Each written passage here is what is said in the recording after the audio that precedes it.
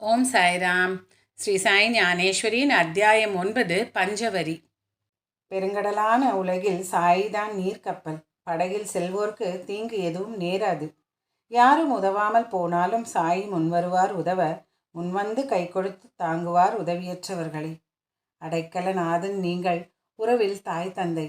உலகம் விலகியவரை அணைத்து கொள்பவர் நீங்கள். தோற்றுவிப்பவர் நீங்கள்தான். நீங்கள் இந்த படைப்பின் வேர்.